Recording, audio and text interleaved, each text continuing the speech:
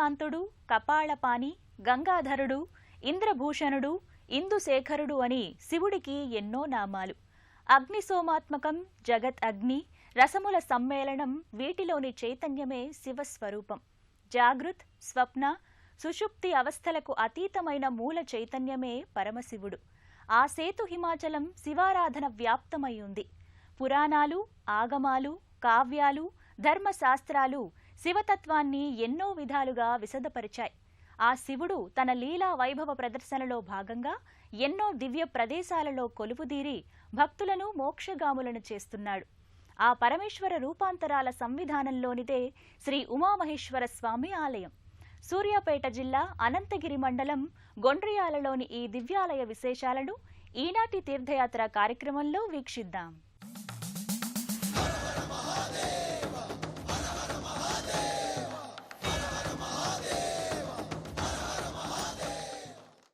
ఎవరు ఈ సృష్టిలో సమస్తం తానై ఉన్నారో ఆయనే విశ్వేశ్వరుడు. మహాదేవుడు శ్రీ ఉమామహేశ్వర స్వామిగా గొండ్రియాలలో నెలకొని ఎన్నో శతాబ్దాలుగా భక్తుల్ని అనుగ్రహిస్తున్నాడు.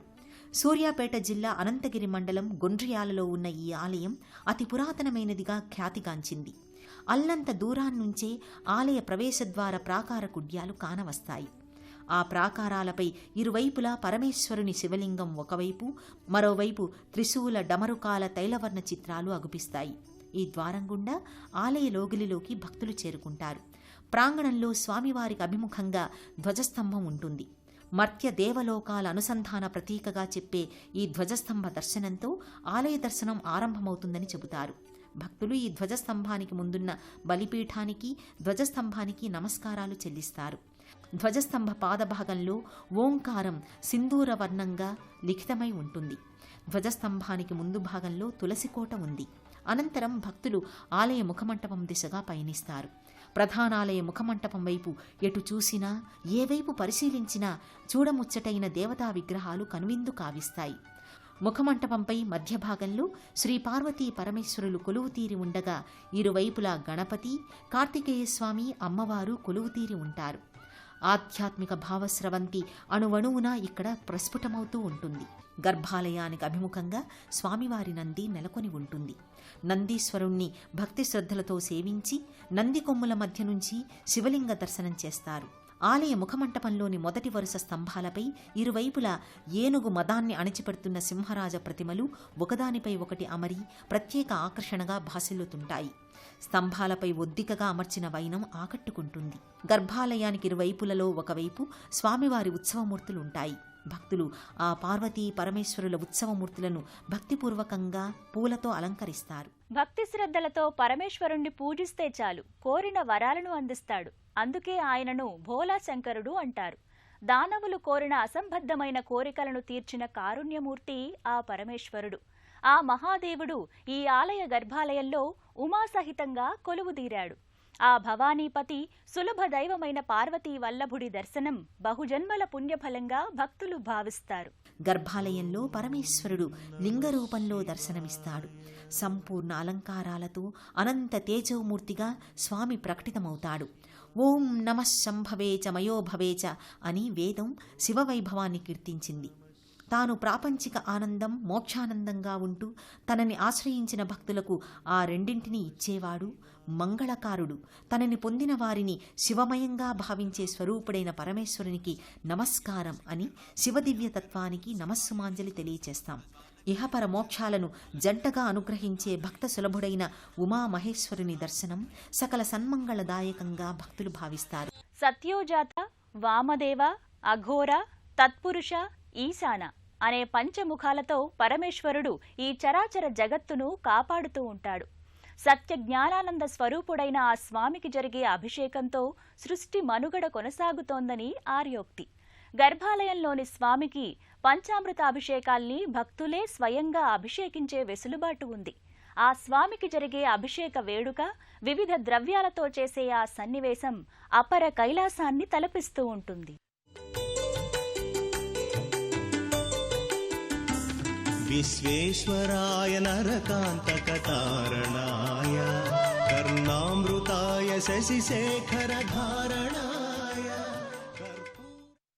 అమ్మవారి దర్శనంతో సమస్త శివ పరివార దర్శన భాగ్యం భక్తులకు కలుగుతుంది. ఇక్కడ ఈ ఆలయ పరిసరాలలో వీరభద్రస్వామి మందిరం ఉంది. శివుని అవతారాంశగా వీరభద్రుణ్ణి చెబుతారు. ఆ వీరభద్రస్వామి దర్శనం కూడా ఆలయ దర్శనంతో పాటు కలగడం విశేషం. ఉమామహేశ్వరస్వామి పరిసరాల్లోనే నవగ్రహ మందిరం కూడా ఉంది.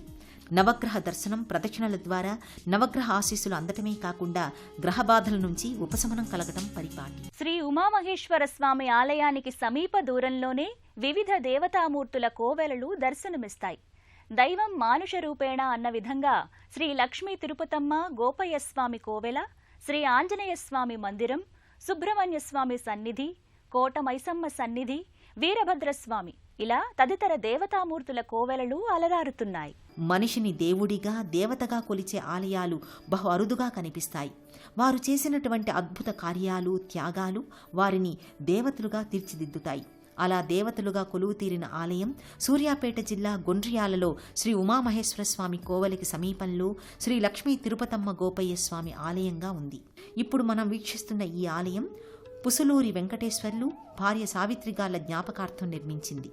ప్రవేశద్వారం పైభాగంలో దంపతులైన శ్రీ లక్ష్మీ తిరుపతమ్మ గోపయ్యల మూర్తులుంటాయి. తిరుపతమ్మ గోపయ్యలకు ఆలయాన్ని కట్టి ఎందుకు పూజిస్తున్నారో ఆ గాథ గురించి ఇప్పుడు తెలుసుకుందాం. కృష్ణా జిల్లా విజయవాడకి దగ్గరలో నందిగామ ప్రాంతం ఉంది.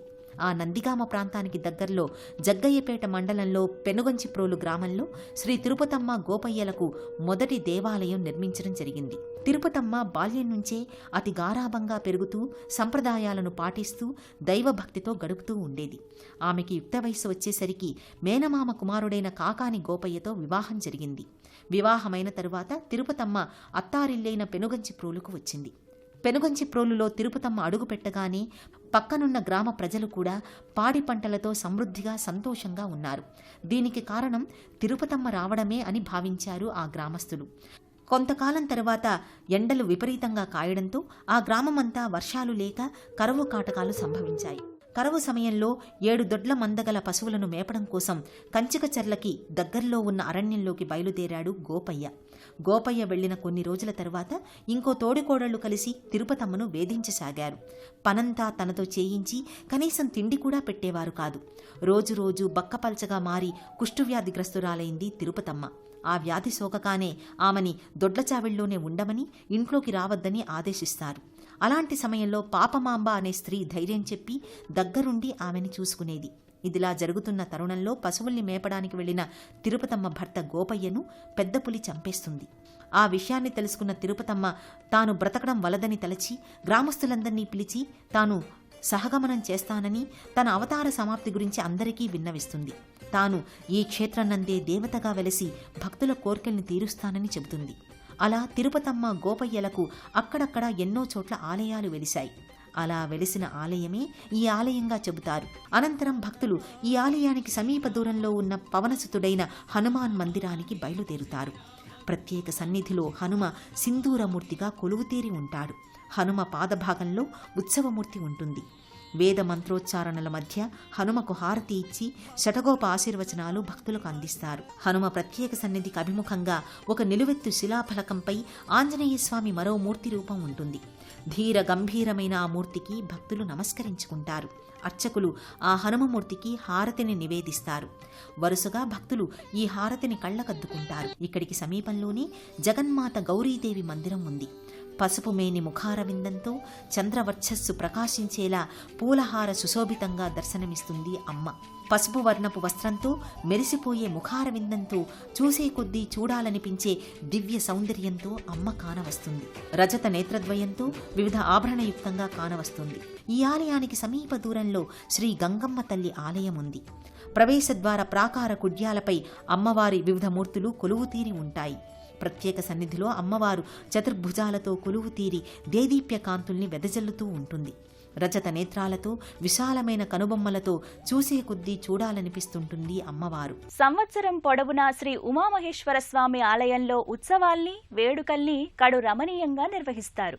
వివిధ పండుగల పర్వదినాలలో ఈ ఆలయం విద్యుత్ దీప కాంతులతో, దీపాల వెలుగులలో తనుకులినుతూ ఉంటుంది. చూసే కొద్దీ చూడాలి అనిపించే ఈ ఆలయ శోభ వర్ణనాతీతం. శ్రీ ఉమామహేశ్వర స్వామి ఆలయంలో స్వామివారికి ఉదయం 5 గంటల నుంచి పూజా విధులు కొనసాగుతాయి. ప్రత్యేక పర్వదినాలలో మహన్యాసపూర్వక ఏకాదశ రుద్రాభిషేకాలు, కుంకుమార్చనలు, అన్నదాన వితరణలు, సాంస్కృతిక కార్యక్రమాలను నేత్రోత్సవంగా జరిపిస్తారు. మహాశివరాత్రి పర్వదినాన్ని పురస్కరించుకుని 5 రోజుల పాటు వైదిక కార్యక్రమాలను ఆగమోక్తంగా నిర్వహిస్తారు. అలాగే దేవీ నవరాత్రులు, నాగుల చవితి, సుబ్రహ్మణ్య షష్ఠి, గణపతి నవరాత్రుల్ని కన్నుల పండుగగా నిర్వహిస్తారు. ఈ ఆలయానికి సంబంధించిన 28 ఎకరాల భూమి నుంచి వచ్చే ఆదాయంతో స్వామివారి పూజా విధులు కొనసాగుతున్నాయి. శివపార్వతుల కళ్యాణం అనంతరం స్వామివారి ఊరేగింపు వేడుక కొనసాగుతుంది. ఇక్కడ ఉమామహేశ్వర స్వామి ప్రధాన దైవమైన శివపరివార గణమంతా ఒకే లోగిల్లో సందర్శించుకునే వెసులుబాటు లభిస్తోంది. ఈ గొండ్రియాల ఆలయాన్ని భక్తుల వరసిద్ధికి నెలవుగా పేర్కొంటారు. కోటి సూర్య ప్రభా తేజో విరాజితమైన శ్రీ ఉమామహేశ్వరుణ్ణి సేవించుకున్న వారికి సేవించుకున్నంత, తిలకించినంత వారికి తిలకించినంత అంతులేని పులకింత. సర్వే జనా సుఖినో భవంతు. స్వస్తి. ఓం నమః శివాయ. కాశీ క్షేత్రంలో మరణం, అరుణాచలంలో భగవన్నామ స్మరణం, శ్రీశైలంలో లింగ దర్శనం ముక్తిదాయకంగా చెబుతారు. కానీ ఇక్కడి ఉమామహేశ్వర స్వామి దర్శనం కాశీక్షేత్ర దర్శనంతో సమానంగా చెబుతారు. ప్రదక్షిణలు చేసినంతనే వరాలను ఒసంగే భోలాశంకరుడిగా ఇక్కడి శివుడు ప్రసిద్ధుడు. అటువంటి పరమేశ్వర దర్శనం మనం కూడా చేసుకున్నాం కదా. మరో ఆలయ సందర్శనంలో మళ్ళీ కలుద్దాం. అంతవరకు సెలవు. నమస్తే.